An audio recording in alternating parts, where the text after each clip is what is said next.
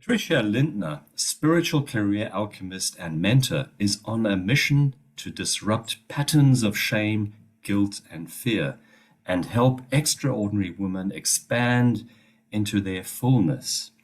Patricia has over 17 years of experience in teaching, training, coaching, and healing. She combines her profound knowledge with creative modalities such as energy psychology, healing, and human design. Patricia, tell us something about why so many people seem to be stuck in their comfort zone. Okay, so first of all, thank you for this beautiful introduction. I enjoyed listening to it. Why are so many people stuck in their comfort zone? And I oftentimes call it the comfort zone of pain, which is this dichotomy of being stuck and feeling comfortable, having a lot of pain, but not being able to leave it. And I feel this is just my experience.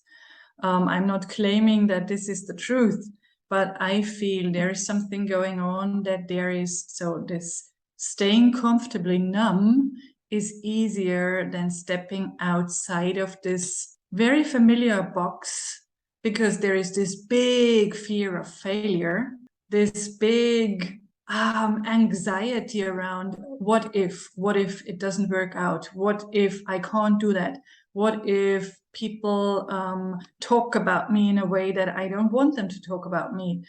And of course, there could be something around family background, ancestral background, that is holding people back, because there is this secret code of what we are allowed, just in quotation marks, what we are allowed to do. There is this barometer of what we can do and what we can't, but oftentimes this is secret or subconscious. So this is just naming a few things. And whenever people want to step outside this comfort zone, they feel this rubber band that is pulling them back into this zone where they again need to numb themselves and stay comfortably in pain. There's a lovely quote, I don't know if you know it, by Nelson Mandela, who speaks of one of the greatest fears of the human being is his fear or her fear of her greatness. Yeah, and I totally agree. We can't even imagine our greatness, our great potential, and there is this fear of being powerful, not of being weak. So I totally agree. Take us back to your own journey. What triggered you to go this path? Oh, there were a couple of triggers, to be honest. So first of all, I was comfortably numb in a career that was the career that I always intended and desired to be in. So that was the teaching career, and I climbed the career ladder. I was in a leadership position, teaching young teachers how to be amazing teachers, doing that practically and theoretically. And I somehow really enjoyed that, because that was always what I wanted to do. That's what I thought. But my body showed me that I need to stop. And so there was a lot of pain going on. And I always continued putting on a smile, putting on a mask, showing up and doing what I am meant to do. And finally, I couldn't get up in the morning because of a lot of pain going on in my body. And so I decided to take some time off, and this expanded into some years.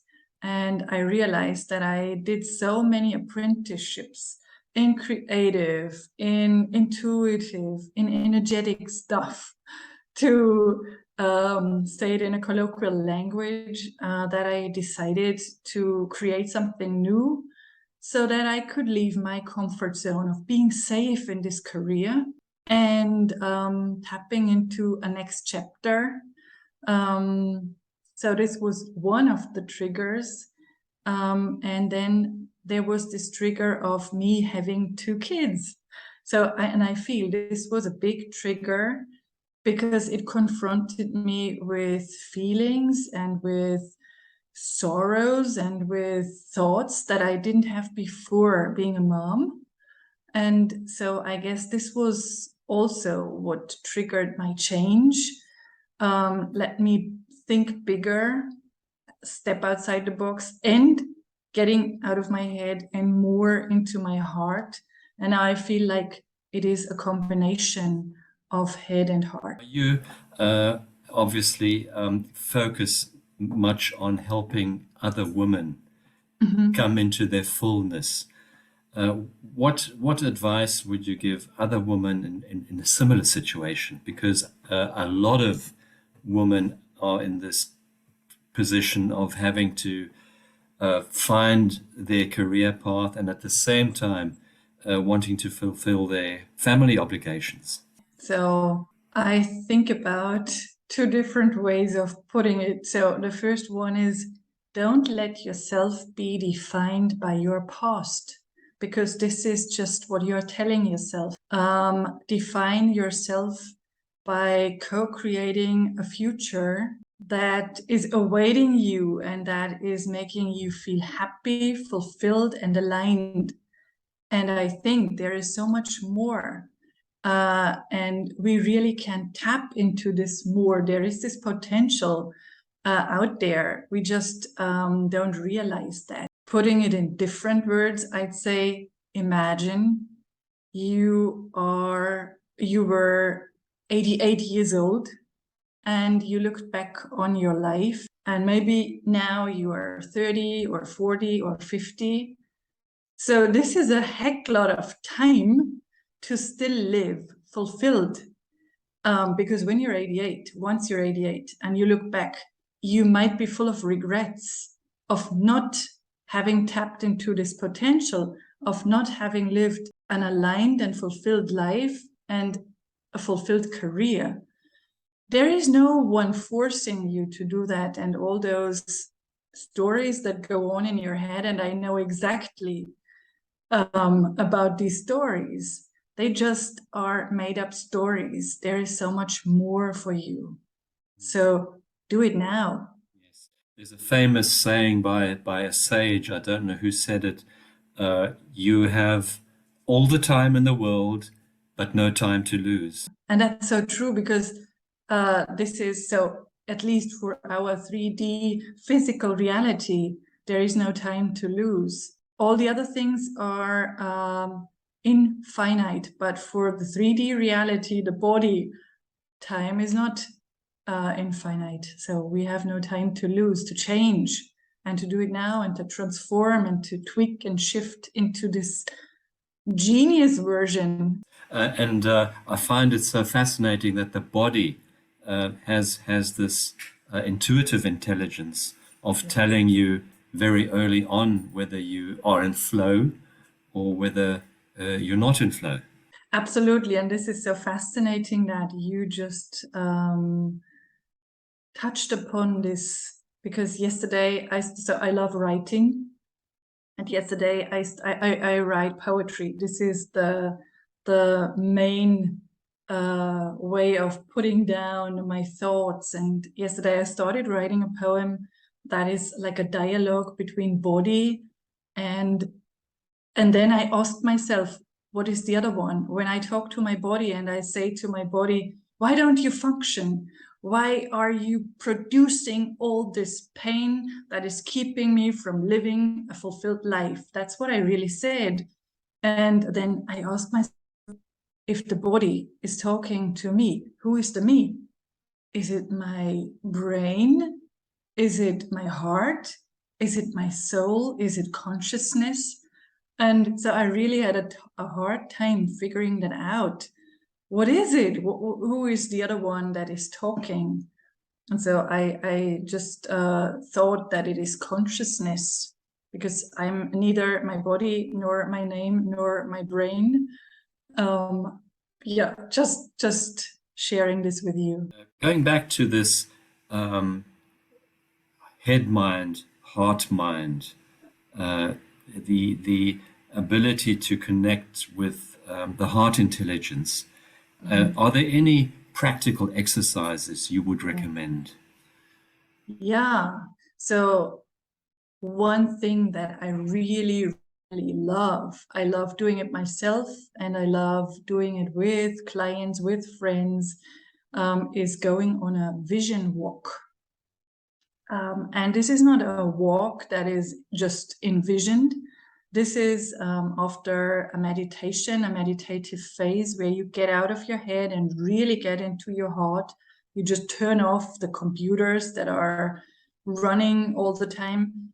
Then you ask yourself this question, this pressing question, and you let go of the question, and then you go on a walk, a literal walk, and you are inspired, you are soul led, and you find your answer. And I always found my answer, and all the people I did it with, they found their answers because they stopped running on this default circuit, and they got into their heart, they trusted their guidance.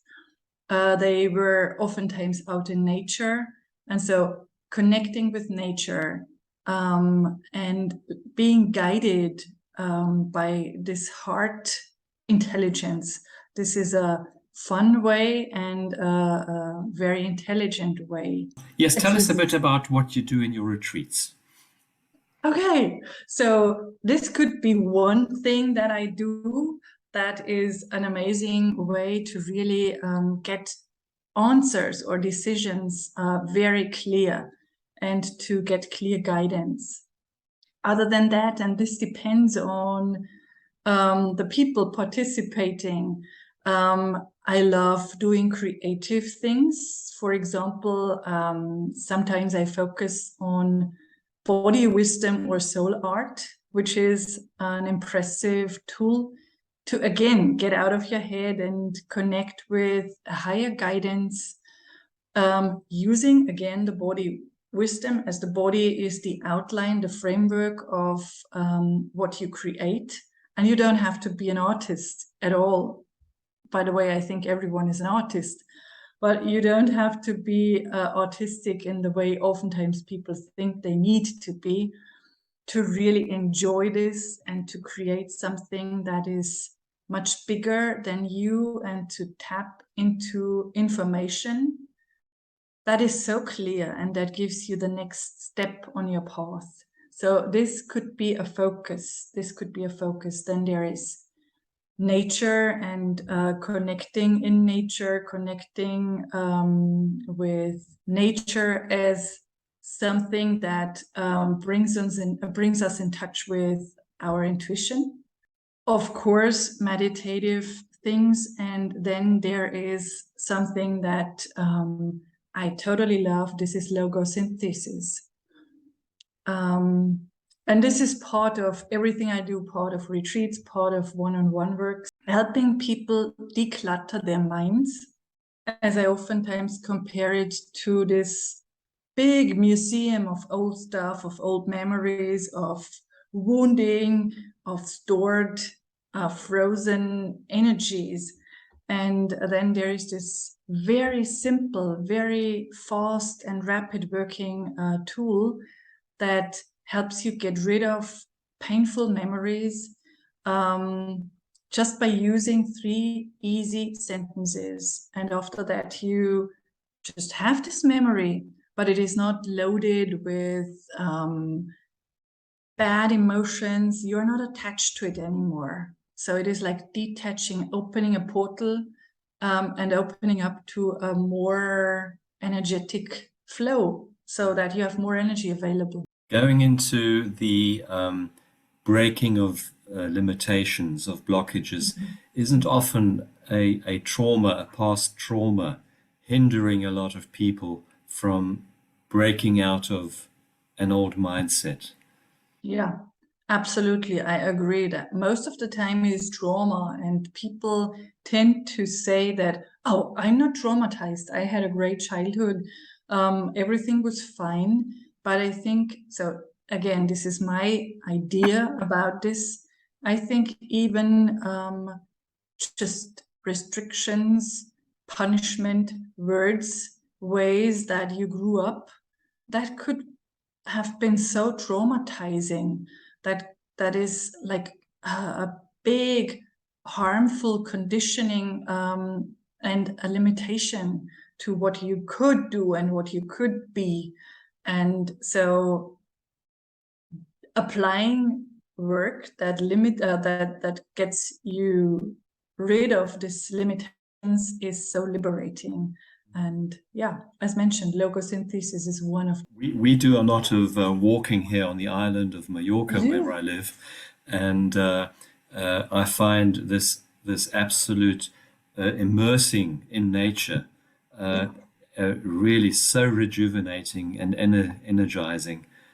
Even after having a hard week of traveling, and then just hearing, feeling, smelling nature already, well, for me at least, it just makes a huge difference. Absolutely, especially in the loud, complex world where there are so many distractions. This is really rooting ourselves, or getting in touch with the earth. I think this is important, but also in touch with something higher. And for me, this is the most important thing, not just chasing a spiritual path, but for example, with, as you mentioned, just feeling, breathing, being in nature, that is so grounding and so, giving back the safety and clarity. Feeling of connectedness again, which we seem to have lost as modern people. Tony Robbins said something really interesting some months ago. We are drowning in information and starving in wisdom. Oh yes. Oh yes, what a beautiful way to put it, and so true. Yeah. Yes. Patricia, one important message for our listeners. Most of our listeners, by the way, are women. So what would you tell them if they are in a situation with limitation, fear, anxiety, where we have a lot of that around? Okay. So this is an interesting and not so easy to answer question. Just to find one thing that I would say to them. So, because I totally feel when someone is in anxiety and fear and frustration, confusion, terror, there is no easy way just to say, just think positively, just say an affirmation and everything is fine. That's, for me, that's nonsense. So I guess, first of all, recognize where you are at, and just take a break and breathe, and maybe look outside the window, better walk outside and just connect with nature, with who you are, and just think about, realize everything about you, around you, where you are now. And this is exactly where you should. This is where you are, and just recognize this, and also appreciate this. Appreciate where you are with all your challenges, with all the sorrows, with all the fear, with all the pain, because we need to really realize where we are at, so that we can go to a new level, new place in life. Really starting there and not wanting to be somewhere else already. I know that this is difficult as well. And then, so at least for me, that's true. I'd always talk to someone, reach out to people, connect with one or more, maybe friends or other helpers, guides, mentors, because I found out that even though I have all those amazing, amazing tools, sometimes I need someone.